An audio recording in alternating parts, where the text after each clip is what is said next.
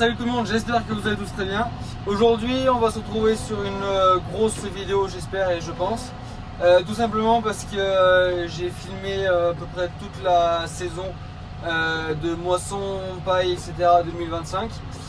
Je vais essayer de tout la condenser dans cette vidéo parce que j'ai pas spécialement le temps de fournir assez de vidéos pour tout le monde et pour tout l'été. Donc on est parti, allez let's go.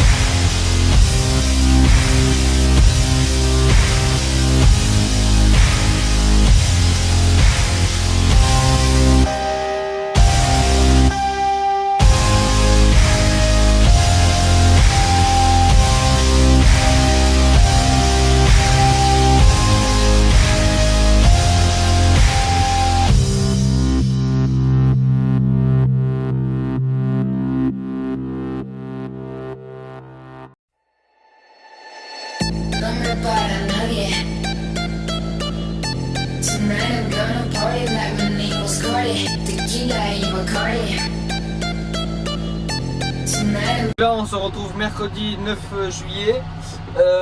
Aujourd'hui je suis au fanage de la paille tout simplement parce que on a moissonné samedi et un petit peu dimanche et du coup dimanche soir ça a pris un petit peu la pluie.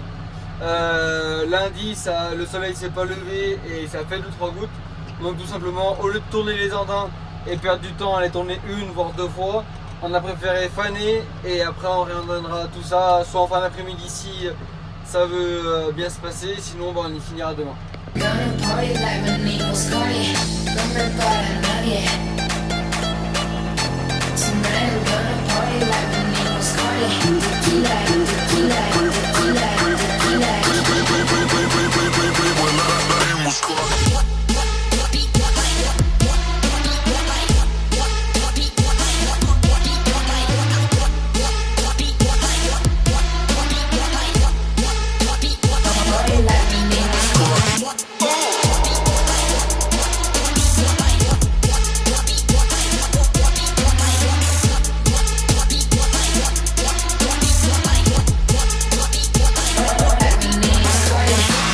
Tout simplement, on se trouve dans une parcelle de 11 hectares qui a été semée en épeautre. L'épeautre, ça fait maintenant 4 ou 5 ans qu'on en fait. Ça a bien marché, on a des bons rendements. La paille, ça fait beaucoup de paille. Je mesure 1m70 et la paille m'arrivait à peu près à là, au sommet des épis. Donc au rendement de l'épeautre en année on va dire normale, on arrive à faire 35-37 quintaux, voire si c'est une très bonne année. Et là cette année on a réussi à faire 39 quintaux, donc de moyenne à peu près. C'est pas tout fini de moissonner, mais tout le reste devrait se moissonner soit aujourd'hui soit demain. Donc ça c'est très bien, on va avoir de beaux petits prix qui vont arriver aussi parce que l'épeautre est très bien valorisé. Donc c'est impeccable. À côté de moi là juste derrière, on le verra peut-être mal à la caméra, mais il y avait un champ de colza qu'on a moissonné. Là par contre c'était catastrophique. On n'a pas fait des bons rendements du tout, mais bon c'est pas grave. On va mettre du sorgho pour faire de la matière organique pour le sol. et après ça repartira en céréales. Donc là la moisson, comme j'ai dit, a été effectuée mercredi, enfin une partie mercredi, après samedi, dimanche. Et c'est l'entreprise Pilote Chérard, SRL Pilote Chérard, qui est venue nous moissonner, donc avec ses deux batteuses, le grand patron et le chauffeur. Donc ils ont fait ça très correctement. On est très content de la qualité de battage. Ça fait depuis maintenant bien plusieurs années qu'on travaille avec eux et on est toujours aussi content. Sur ces belles paroles, je vous laisse sur de très belles images. Allez, c'est parti. Merci également à un collègue du lycée qui est venu faire les remorques à ma place parce que moi je devais pas censé être là.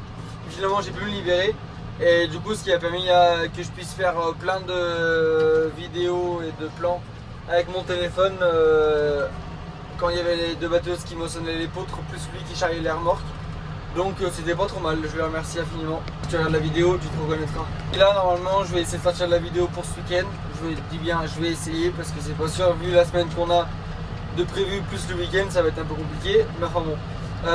Là on est mercredi, donc demain ou vendredi on part à la paille à Bourg-Père, à 1h15 chez nous à peu près. Donc de toute façon ça sera bien évidemment filmé. J'espère qu'il y aura de beaux paysages, normalement du très beau matos. Allez, on verra ça.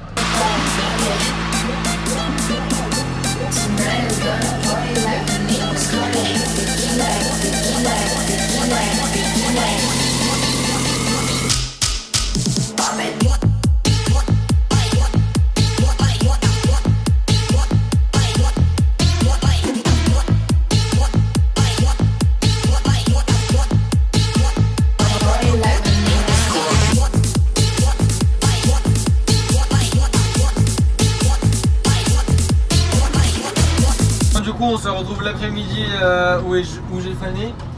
Donc là je suis après endainé pour que la presse, donc mon père, puisse suivre et faire des bottes pour la paille qu'on va vendre à des clients.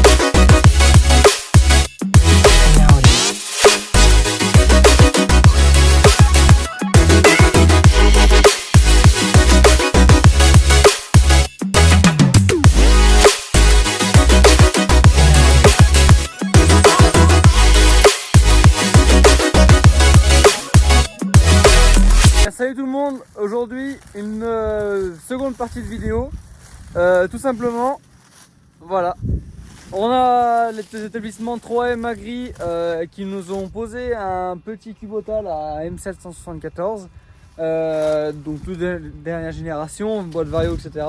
Donc du coup on l'a laissé 3-4 jours avec nous, donc je vais vous faire des plans pas si vilains que ça. Et Thomas me charge derrière moi avec le 195e qu'on a fait équiper aussi depuis lundi dernier d'un chargeur, un H360, que tout ça, ça sera filmé aussi dans la vidéo. Donc allez, c'est parti.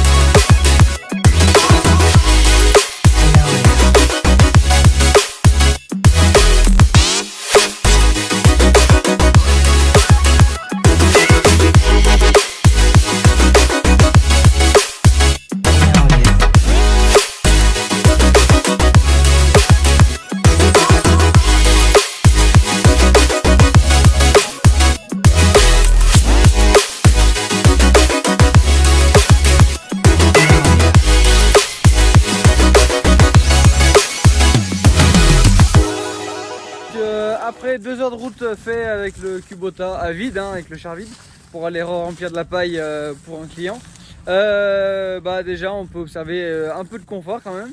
Je pensais pas autant, mais un peu de confort. Sur la route, ça warn quand même, à 50 km/h, ça frotte un peu.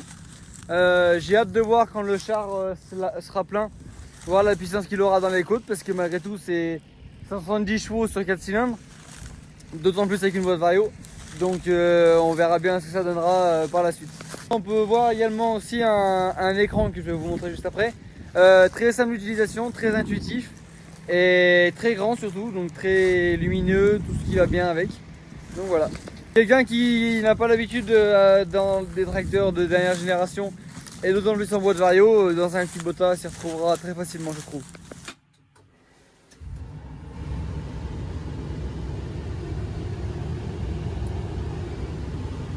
Donc comme on peut le voir, l'écran devant est assez simple, assez intuitif, tout. Les régimes moteurs, la vitesse, la température, le gasoil, la déblue, la pression des freins pneumatiques. Ensuite, tout ce qui est grand écran, on peut observer tout ce qui est régime moteur, les régimes de points avant, etc. Les distributeurs hydrauliques, etc. C'est pas mal, avec toutes les petites rubriques qui sont en bas et en haut exactement pour tout ce qui est caméra. Bon là je l'ai pas. Tout ce qui est small engrais, enfin tout ce qui est isobus plutôt. Ensuite un levier de commande assez simple. On avance, ça accélère. On tire, ça rétrograde. Marche avant, marche arrière, le relevage, le régulateur vitesse, 1, 2 distributeurs. 3, 4, prise de force arrière, prise de force avant, distributeur 5 et 6, donc très simple aussi, régime moteur, il y a tous les petits boutons de régime moteur à programmer également. Le panneau de feu aussi est très simple, le clignotant des fois un peu trop haut pour mettre, mais franchement ça se fait encore bien. La clim c'est simple, le seul problème c'est qu'il n'a pas de poste l'autoradio qui devrait aller là, mais bon, ça c'est qu'un petit détail. Mais comme on peut voir, un champ de vision énorme, aussi bien devant que derrière, de chaque côté. C'est impeccable.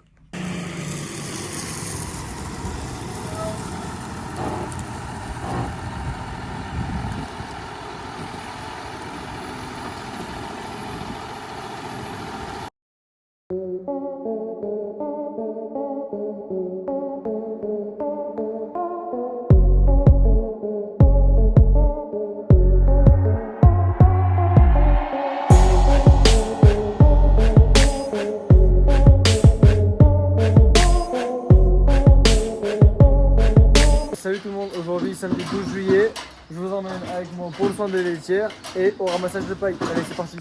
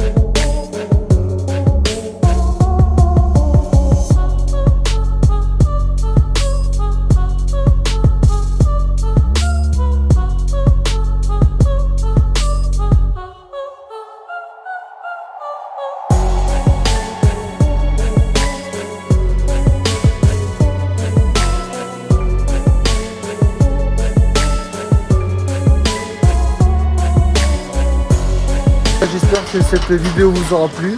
Je vous invite à laisser un pouce bleu, laisser un petit commentaire, ça fera plaisir. Et à vous abonner. Allez, moi je vous dis à la prochaine. Allez, à plus.